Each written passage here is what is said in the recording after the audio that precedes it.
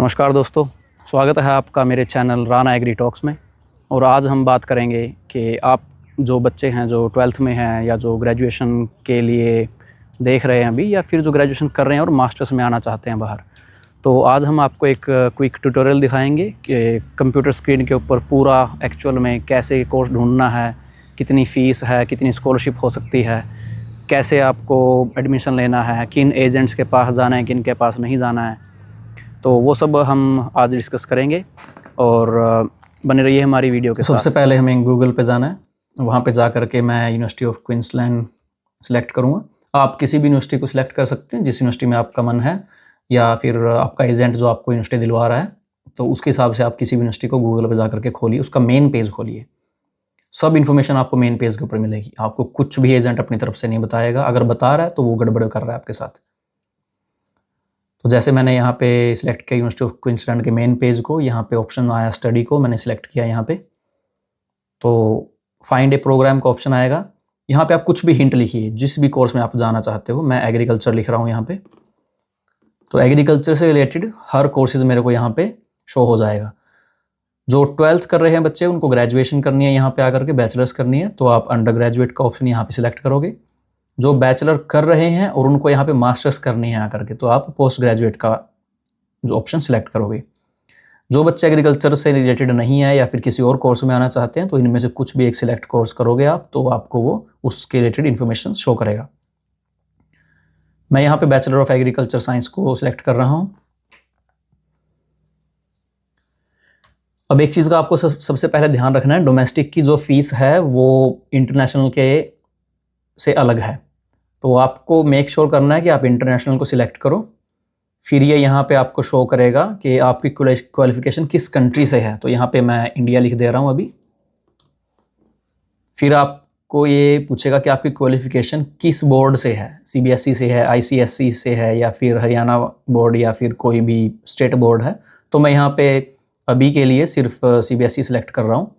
तो ये यहाँ पे मिनिमम एंट्री स्कोर है कि आपके इतने मार्क्स होने चाहिए 12th के अंदर, तभी आप इस कोर्स के लिए अप्लाई कर सकते हो। तो हर कोर्सेज का ऐसे ही आपको इन्फॉर्मेशन मिलेगी। अभी यहाँ पे आपको 5 ऑप्शन मिलेंगे। ओवरव्यू है, यहाँ पे आपको जानने को मिलेगा कि आप इस कोर्स में क्या सीख सकते हो,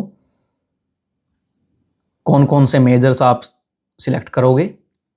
यहाँ पे ये हाईलाइट्स हैं कि आपको 120 आवर समथिंग की इंडस्ट्री प्लेसमेंट मिलेगी, आपको लैब और फील्ड जो है प्रोग्राम मिलेंगे, स्किल्स सीखने को मिलेंगी। यूनिवर्सिटी के पास 1000 हेक्टेयर समथिंग का रिसर्च फार्म लैंड है जिसके ऊपर आप रिसर्च कर सकते हो, एनिमल्स में, एग्रीकल्चर साइंस में, या जिसमें भी आपका इंटरेस्ट हो।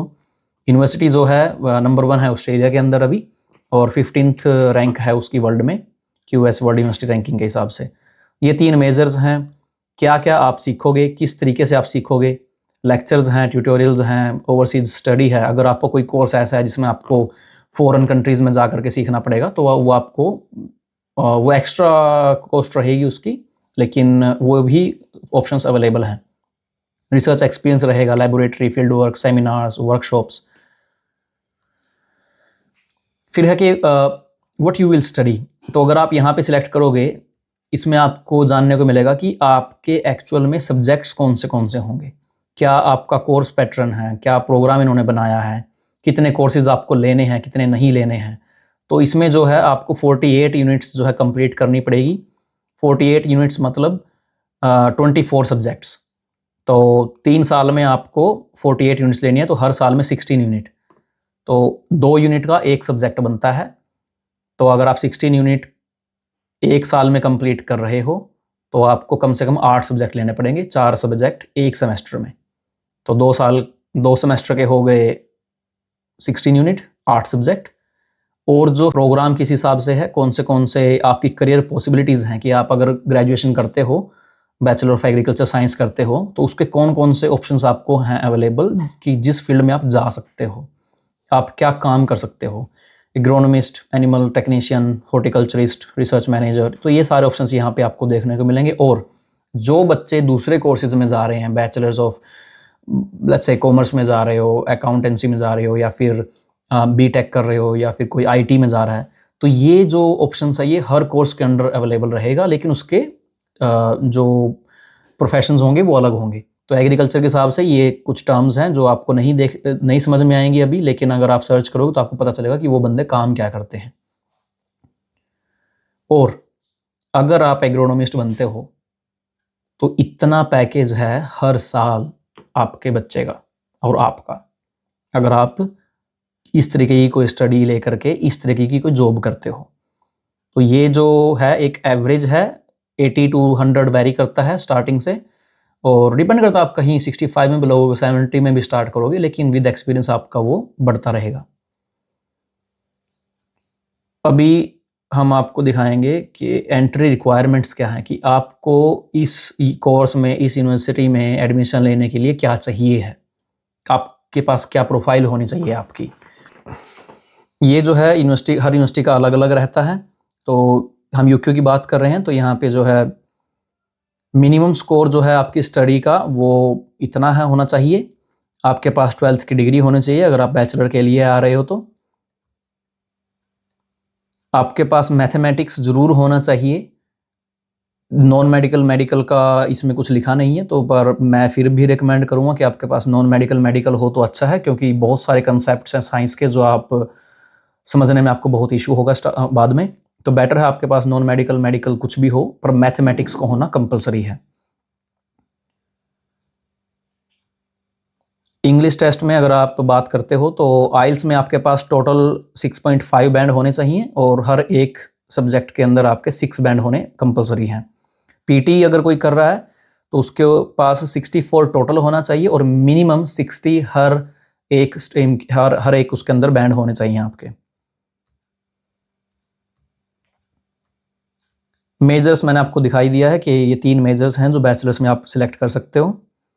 फीस और स्कॉलरशिप की अगर बात करें तो $54,000 पर ईयर की फीस है 2026 फरवरी से लेकर के। जी हाँ, तो फीस बहुत ज़्यादा है। Let's have a look what we can do. There are scholarship options for you. तो यूनिवर्सिटी जो है 100 से ज़्यादा स्कॉलरशिप आपको अवेलेबल करवाती है। आप अप्लाई कीजिए। कुछ स्कॉलरशिप्स ऐसी हैं कि जो आप अप्लाई करोगे जब इस यूनिवर्सिटी में एडमिशन के लिए, वो ऑटोमेटिकली आप उसके लिए एलिजिबल हो जाओगे। वो अगर आपके मार्क्स अच्छे हैं, आपकी प्रोफाइल अच्छी है, तो आपको स्कॉलरशिप मिलने के चांसेस भी काफ़ी रहेंगे। यहाँ पे आपको, अगर आप सी ऑल स्कॉलरशिप पे क्लिक करोगे तो आपको हर एक स्कॉलरशिप का देखने को मिलेगा। आप सिलेक्ट कीजिए, देखिए कि उसके अंदर क्या क्या उसके अंदर रिक्वायरमेंट है, कैसे आप एलिजिबल हो सकते हो। कई स्कॉलरशिप ऐसी हैं कि जिसमें आपको 25% फीस जो है माफ़ हो जाएगी हर एक सेमेस्टर में। जी हाँ, स्कॉलरशिप एक ऑप्शन है आपके लिए।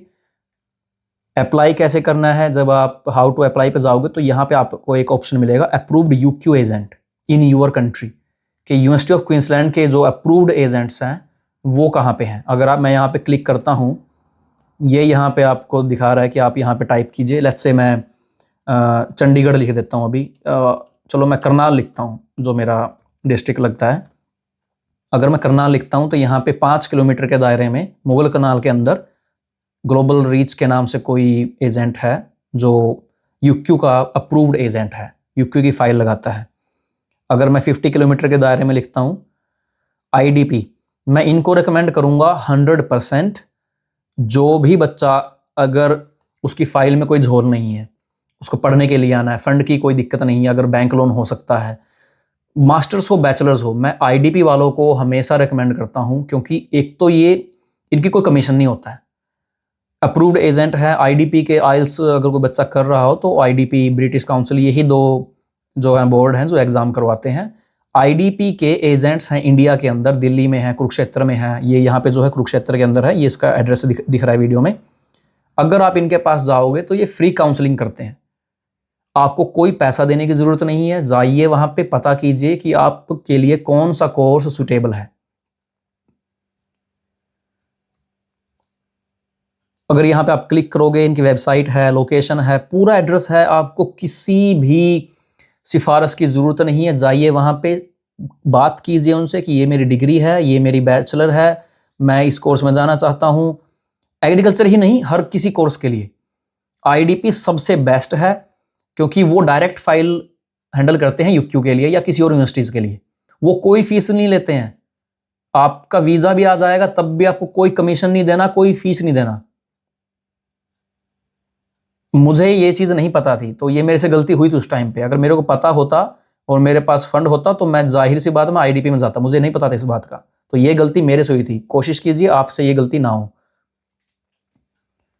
तो खैर ये तो हो गया बैचलर वालों के लिए। अभी हम बात करेंगे मास्टर्स के लिए। तो फिर से सेम चीज़, एग्रीकल्चर मैंने सिलेक्ट किया, फाइंड योर प्रोग्राम।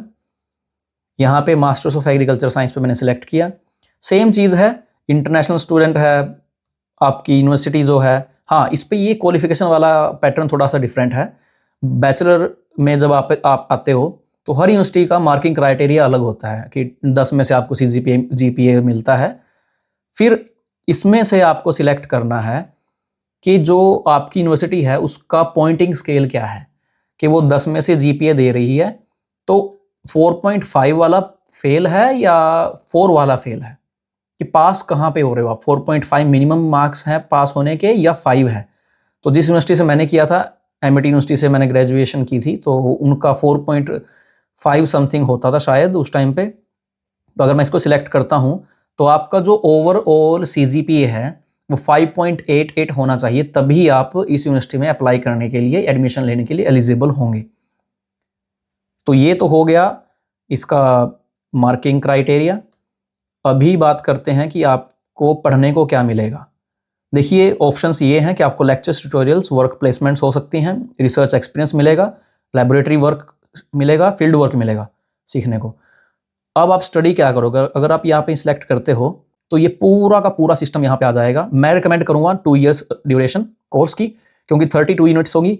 आप स्टडी के बाद वर्क वीज़ा के लिए एलिजिबल हो जाओगे। अगर आप यहाँ पे लालच में आकर के 1.5 ईयर का करते हो जो कि 24 यूनिट है, उसमें आप एलिजिबल नहीं होंगे वर्क वीज़ा के लिए। तो ये गलती कभी मत करना। 2 साल का ही वीज़ा आपको लेना है स्टडी के लिए, तभी आप एलिजिबल होंगे वर्क वीज़ा के लिए। ये सारे कोर्सेज जो हैं आपको पढ़ने को मिलेंगे। कोर्सेज मीन्स सब्जेक्ट्स मैं बोल रहा हूँ। तो अगर यहाँ पे कोर्सेज लिखा है तो वो सब्जेक्ट है, तो थोड़ा सा टर्म का डिफरेंस है। 32 यूनिट है तो जाहिर सी बात है सेम चीज़ है, 2 यूनिट एक सब्जेक्ट की काउंट होगी। तो 8 यूनिट हैं तो आपको 4 सब्जेक्ट हर सेमेस्टर में पढ़ने पड़ेंगे। मास्टर्स के लिए थोड़ा सा डिफरेंट है, 3rd सेमेस्टर में जाकर के आप लोग रिसर्च स्टार्ट कर सकते हो, पर उसको स्टार्ट करने से पहले आपके पास एडवांस रिसर्च मैथडोलॉजी कंप्लीट होनी चाहिए। तो जो बच्चे आएंगे मैं रेकमेंड करता हूँ 1st सेमेस्टर में ही उसको ये कोर्स लेकर के ख़त्म करो, ताकि आप 2nd सेमेस्टर के बाद अप्रोच करना स्टार्ट कर सको साइंटिस्ट्स को, रिसर्चर्स को, कि आपके साथ हमें रिसर्च करनी है। तो वो जाकर के आपके लिए एक प्रोजेक्ट ढूंढ के रखेंगे 3rd सेमेस्टर में। ये प्रोजेक्ट्स हैं, कुछ 8 यूनिट्स के हैं, कुछ 6 महीने के हैं, कुछ साल के हैं। अगर साल का कोई कोर्स होगा तो वो 2 कोर्सेज का वैल्यू, यानी कि 4 यूनिट्स आपका एक सेमेस्टर में होगा, 4 यूनिट्स का अलग सेमेस्टर में होगा, उसके साथ आपको 2-2 कोर्सेज लेने पड़ेंगे। हमने ऐसे किया था। तो डिपेंड करता है, अगर आपको टाइम पे प्रोजेक्ट मिल जाता है तो आप पूरे साल का प्रोजेक्ट लीजिए, स्टडी लोड कम हो जाएगा, रिसर्च रहेगी कंप्लीट, और रिसर्च जो है आप अच्छी रिसर्च कर सकते हो 1 साल में। चांसेस हैं कि आप पेपर पब्लिश कर सकते हो, फिर आगे पीएचडी के लिए भी सोच सकते हो। अगर आप 6 मंथ की स्टडी लेते हो, 6 मंथ का आप जो है रिसर्च वर्क लेते हो, एक तो पब्लिकेशन होने के चांसेस कम हो जाएंगे क्योंकि टाइम कम है, आपको स्टडी भी करनी है, आपको रिसर्च का भी काम कंप्लीट करना है, पेपर लिखना भी है, थीसिस भी लिखनी है, स्टडी लोड बहुत ज़्यादा हो जाएगा। बेटर है आप 1 साल की रिसर्च लीजिए, हाफ रिसर्च आप 1 सेमेस्टर में कंप्लीट कीजिए, हाफ 1 सेमेस्टर में कंप्लीट कीजिए, और साल के एंड तक आप एक जो है पेपर भी पब्लिश कर सकते हो किसी अच्छे जर्नल में, और जो आपको लीड करेगा आपके पीएचडी स्कॉलरशिप के लिए, या फिर कहीं आपको अच्छी यूनिवर्सिटीज़ में आगे अगर स्टडी करनी हो तो ये तो था यहाँ पे कोर्स का। अभी हम बात करेंगे कि इसकी फ़ीस कितनी है। सेम है, यूनिट्स हैं तो हर यूनिट का प्राइस सेम है, बैचलर हो मास्टर्स हो सेम कॉस्ट है पर ईयर। तो 54,000 यहाँ पे दिखा रहा है। स्कॉलरशिप के ऑप्शंस सेम हैं। How to apply same process है मास्टर्स के लिए भी, अप्रूव्ड एजेंट्स हैं। आईडीपी फिर से मैं रिकमेंड करूँगा आपको, अगर आप जा रहे हो तो आईडीपी में जाइए।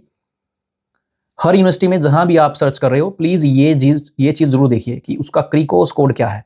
फिर उसको जो मैंने आपको लिंक सेंड किया था लास्ट वीडियो में, उसके ऊपर जा करके इस कोड को क्रॉस चेक कीजिए कि क्या क्या ऑप्शंस हैं, वीज़ा के शॉर्ट टर्म स्किल्स हैं या फिर लॉन्ग टर्म स्किल्स हैं, किस स्किल्स के अंदर वो डाला गया है। अब बात करते हैं एमफिल के लिए। थोड़ा ट्रिकी है, और मैं रीज़न बताता हूँ कि क्यों मैं एमफिल की बात कर रहा हूँ यहाँ पे, क्योंकि जब हम आए थे हमें इस चीज़ का नहीं पता था, और शायद हर बच्चे को इस बात का पता होना चाहिए जो बच्चे बैचलर करके आ रहे हैं और यहाँ पे मास्टर्स करने वाले हैं। तो मास्टर्स ऑफ कोर्स वर्क मत लेना, मास्टर्स ऑफ रिसर्च लेना, मास्टर्स ऑफ फिलोसफी लेना अगर पॉसिबल हो सके आप लोगों के लिए। तो रिसर्च में अगर आप यहाँ पे क्लिक करोगे तो 2 ऑप्शन आएंगे, एक पीएचडी का है, एक एमफिल का है। तो मैं एमफिल पे सेलेक्ट करता हूँ। फिर से वही इंटरनेशनल स्टूडेंट, 2 साल का कोर्स हमें चूज करना है।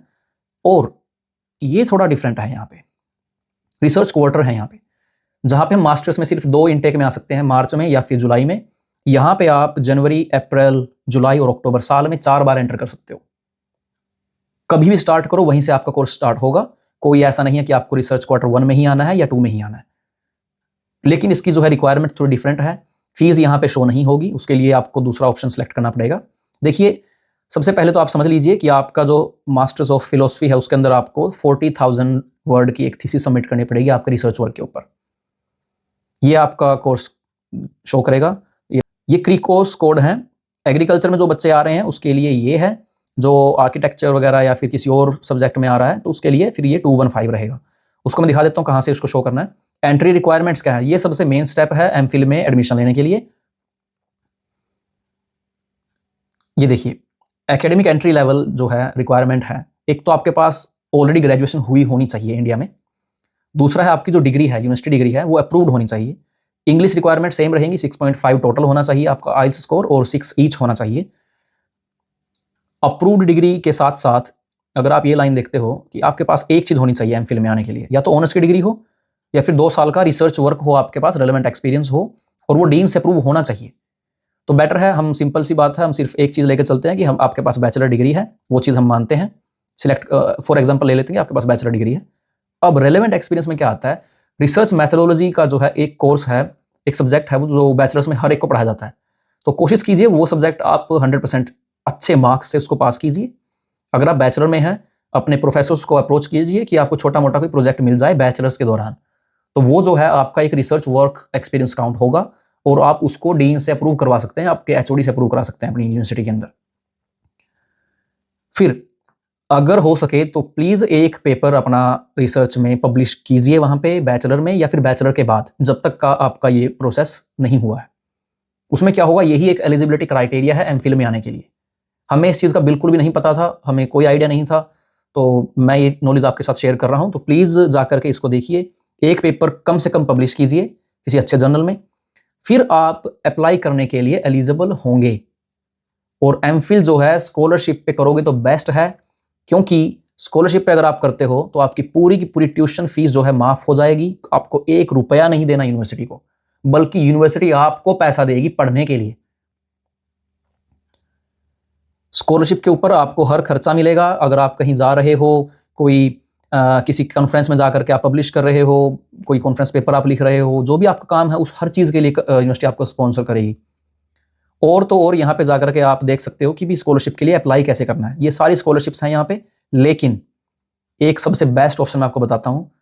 सबसे पहले आपको एक सुपरवाइजर ढूंढना पड़ेगा। आपका इंटरेस्ट जो है, फॉर एग्जाम्पल कोई वीड में जाना चाहता है, कोई एग्रोनॉमी में जाना चाहता है, कोई प्लांट साइंस में जाना चाहता है, उसके लिए आपको करना क्या है, फीस एंड कॉस्ट में आइए। यहाँ पे आपको अगर कोई बच्चा फीस भर करके जो है एमफिल कर रहा है, फीस के साथ साथ आप जो फीस भरोगे उसके साथ यूनिवर्सिटी जो है आपको ये सब चीज़ें प्रोवाइड करवाएगी। ट्रैवल कॉस्ट, अगर आपका कोई फील्ड दूर है, वहाँ का आना जाना, फ्यूल वगैरह कॉस्ट, उसकी रिसर्च फैसिलिटी जो आपकी लेबोरेटरी वगैरह है, सब कुछ यूनिवर्सिटी का रहेगी। कोर्स वर्क कॉस्ट सारा यूनिवर्सिटी का रहेगा, आपको अलग से पे नहीं करना। अगर कोई कोर्स है जो आपको पढ़ना पड़ेगा, उसके लिए रिसर्च मैथोडोलॉजी वगैरह रहता है, उसके लिए आपको यूनिवर्सिटी आपको फ्री में देगी। वो रिलेवेंट ट्रेनिंग जो रहेगी वो सब आपको सिखाई जाएगी यहाँ पे। ट्यूशन फी, अगर कोई बच्चा स्कॉलरशिप के लिए एलिजिबल नहीं हो पाता है फॉर एग्जाम्पल, तो इंटरनेशनल सेलेक्ट किया 2025 का अगर मैं देख के चलूँ तो अभी के हिसाब से एग्रीकल्चर में $13,000 पर क्वार्टर है फीस, पर क्वार्टर, और 1 साल के अंदर 4 क्वार्टर है। तो अगर आप इसको मल्टीप्लाई करोगे 4 से तो वही 54,000 की फीस पड़ जाएगी। यहाँ पे आपके पास ऑप्शन है, आप अपना वर्क प्रोफाइल बनाइए, उसके ऊपर किसी सुपरवाइजर को फाइंड आउट कीजिए, फिर वहाँ पे जा करके आप जो है स्कॉलरशिप के लिए अप्लाई कर सकते हो। करना कैसे है वो चीज़ मैं आपको दिखा देता हूँ। यहाँ पे हाउ टू अप्लाई में जाना है, एंट्री रिक्वायरमेंट देखनी है, फाइंड ए सुपरवाइजर, ये आपका सेकंड स्टेप है। पहले एंट्री रिक्वायरमेंट है, अगर वो कंप्लीट हो गई फिर वहाँ पे जाओगे तो इस पॉइंट पे क्लिक करना है, फाइंड ए सुपरवाइजर। यहाँ पे आपको जो है बहुत सारे ऑप्शंस मिलेंगे, हम एग्रीकल्चर को सिलेक्ट करते हैं। फिर उसके अंदर आप कौन से फील्ड में जा रहे हो, हम लैंड वगैरह में जा रहे हैं, तो यहाँ पे आपको 28 एक्सपर्ट्स का एक लिस्ट मिलेगा, तो यहाँ पे हम सिलेक्ट करेंगे इसको। तो ये सारे प्रोफेसर्स के नाम आ गए हैं। राइट हैंड साइड में इनकी वर्क्स हैं, जो इन्होंने थीसिस लिखी हैं या जो पब्लिकेशंस हैं इनकी, वो सब यहाँ पे आएगी। इसके बगल में अगर आप देखोगे तो ये फंडेड प्रोजेक्ट्स हैं। फंडेड प्रोजेक्ट्स मीन्स कि उनके पास कितना फंड अवेलेबल है रिसर्च के लिए। तो जहाँ आपको लगता है कि इनके पास ज़्यादा फंड है, फॉर एग्जाम्पल मैं सिलेक्ट करता हूँ इनको, प्रोफेसर अमार को। यहाँ पे फंडिंग में मैं अगर जाऊँगा तो इनके पास जो है 2026, 2027 तक का फंड अवेलेबल है। तो कोशिश कीजिए, इनको ईमेल कीजिए। अगर आपके पास मास्टर्स ऑलरेडी हो रखी है या फिर बैचलर्स हो रखी है, कुछ 1-2 पेपर हैं आपके पास, ईमेल कीजिए। एक रिस्पेक्टफुल प्रोफेशनल ईमेल करना है, डायरेक्ट ऐसा नहीं कि हेलो मेरे को रिसर्च करनी है, नहीं, एक प्रॉपर ईमेल लिखिए। अपना जो है एक्सप्रेशन ऑफ इंटरेस्ट लिखिए।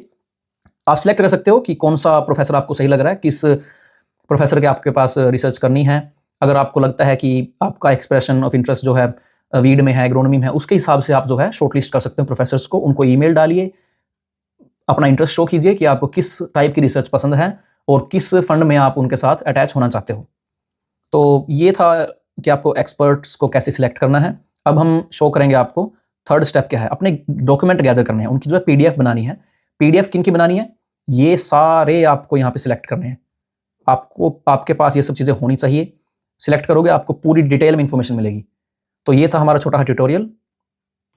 इस ट्यूटोरियल में मैंने सिर्फ यूनिवर्सिटी ऑफ क्वींसलैंड को ही शो किया है और सिर्फ एक एग्जांपल दिया है कि कैसे एक कोर्स को देखना है। जो बच्चे एग्रीकल्चर में नहीं आना चाहते, कोई मान लो बीटेक का है, कोई आईटी का है, कोई किसी को किसी और कोर्सेज़ में जाना है, तो सेम प्रोसीजर है, सेम तरीका है दूसरे कोर्सेज़ को ढूंढने का। यूनिवर्सिटीज़ आप चेंज कर सकते हो, हर यूनिवर्सिटीज़ का सेम पैटर्न है। जैसा कि मैंने लास्ट वीडियो में बताया था कि ग्रुप ऑफ 8 जो यूनिवर्सिटीज़ हैं, उनमें से सिर्फ 5 यूनिवर्सिटीज़ हैं जो टॉप 5 में आती हैं ऑस्ट्रेलिया में एग्रीकल्चर के अंदर। और जैसे कि आप स्क्रीन पे देख सकते हो अभी, इनके मैंने जो है बैचलर की कॉस्ट ऑफ पर ईयर के हिसाब से जो फीस है आपकी या एग्रीकल्चर की, बैचलर के हिसाब से, मास्टर्स के हिसाब से और एमफिल के हिसाब से, वो आप स्क्रीन पर देख सकते हैं। और आप देखना, इसमें एक बड़ी इंटरेस्टिंग चीज़ ये है कि सबका जो कॉस्ट है वो ऑलमोस्ट 54-55,000 के आसपास है पर ईयर। तो 2 सेमेस्टर की फ़ीस है ये, चाहे वो बैचलर हो चाहे मास्टर्स हो। तो जैसा कि आपने देखा अभी, फ़ीस बहुत ज़्यादा है। बैचलर्स की फ़ीस, मास्टर्स की फ़ीस, एमफिल की फ़ीस लगभग सब सेम है हर एक साल के हिसाब से। उसका रीज़न क्या है कि जैसे मैंने आपको दिखाया था, यूनिट्स हैं। तो यहाँ पे जो हम सब्जेक्ट चूज़ करते हैं, हर सब्जेक्ट के हिसाब से पैसे हैं। अगर आपने 4 सब्जेक्ट लिए हैं जो कि 8 यूनिट बनेंगी यूनिवर्सिटी ऑफ क्वींसलैंड के अंदर, तो हर 4 यूनिट की फ़ीस अलग है। तो यही रीज़न है, बैचलर्स में भी यूनिट सिस्टम सेम है, मास्टर्स में भी सेम है। इसीलिए जो फ़ीस है मास्टर्स की और बैचलर की हर साल की सेम है। अब आप हिसाब लगा लीजिए, आपके बच्चे को 4 साल की डिग्री करनी है तो हर साल उतना पैसा भरना पड़ेगा। मास्टर्स में 2 साल का फ़ीस है। तो अगर कोई मुझसे पूछेगा कि किस कोर्स में अपने बच्चे को भेजें, या कोई बच्चा अगर पूछना चाहे किस कोर्स में आना उसके लिए सही है, तो मैं रिकमेंड करूँगा या तो मास्टर्स में आइए या फिर मास्टर्स ऑफ फिलोसफी में आइए, एमफिल में आइए। रीज़न क्या है, एक तो आपका एज फैक्टर, आपकी एज जो है, जब आपका 1 साल का एक्सपीरियंस हो जाएगा वर्क करते हुए, वो 25 साल से ऊपर हो जाएगी। तो 25 साल से ऊपर हो जाओगे तो आपको जो पीआर के टाइम पे 30 पॉइंट मिलेंगे। ये जो पॉइंट सिस्टम है यहाँ पे पीआर का, वो मैं आपको नेक्स्ट वीडियो में डिस्कस करूँगा। लेकिन उसके बहुत सारे बेनिफिट हैं। जो बच्चे 12th करके आते हैं उनकी एज जो है मिनिमम 17-18 साल रहती है 12th के बाद। तो उनका जो पे रेट है हर घंटे काम करने का, वो भी कम होता है क्योंकि वो टू यंग हैं जॉब के लिए। बैचलर के बाद बच्चा आता है, एक तो उसके 2 साल में ही उतनी फ़ीस भरनी है, दूसरी जगह बैचलर में 4 साल तक हर साल उतनी फ़ीस भरनी है। तो इतने में तो बच्चा एमबीबीएस कर सकता है इंडिया में प्राइवेट। तो एक अंडरस्टैंडिंग का फैक्टर आता है यहाँ पे कि आप किस तरीके से उस चीज़ को समझ रहे हो, किस तरीके से उसको ले रहे हो आप। अब देखिए, आपके कोई बिज़नेस भी स्टार्ट करते हो तो एटलीस्ट इन्वेस्टमेंट तो होती है, प्रॉफिट बाद में आता है। 3-4 साल आपको उस बिज़नेस में लगाने पड़ते हैं, तब जाके प्रॉफिट आता है। तो उस एजुकेशन को भी आप एक तरीके से बिज़नेस ही मान के चलिए, क्योंकि ये लोग जो ऑस्ट्रेलिया है, कनाडा है, यूएसए भी, उसको एक बिज़नेस ही है उनके लिए। ये इनकी फ़ीस जो है, ये इनका बिज़नेस है। ये ऑस्ट्रेलिया के अंदर एजुकेशन जो है वो नंबर 2, नंबर 3 में आता है उनकी इकोनॉमी में। इतना शेयर वो उनकी इकोनॉमी में देता है। तो आप भी इस तरीके को एक एज ए इन्वेस्टमेंट मान के चलिए कि आप अपने बच्चे में इन्वेस्ट कर रहे हैं, उसको काबिल बनाने के लिए, उसको सक्सेसफुल बनाने के लिए। तो इस वीडियो को हम यहीं पे ख़त्म करेंगे और नेक्स्ट वीडियो में हम डिस्कस करेंगे कि स्टूडेंट वीज़ा क्या है, कौन से वीज़ा किस बंदे के लिए अच्छे हैं। हर वीज़ा को हम थोड़ा थोड़ा उसमें कवर करेंगे। पीआर के लिए कौन से वीज़ाज़ हैं, स्टडी के बाद पीआर कैसे लेनी है, क्यों पीआर हो नहीं रही है, मिनिमम पैकेज कितना होता है, कौन कौन से वीज़ा ऑप्शंस आपको मिल सकते हैं, पॉइंट सिस्टम क्या है। इन सब चीज़ों को हम नेक्स्ट वीडियो में डिस्कस करेंगे। तो बने रहिए हमारे YouTube channel Rana agri talks के साथ और हमें सब्सक्राइब कीजिए, फॉलो कीजिए और शेयर कीजिए। धन्यवाद।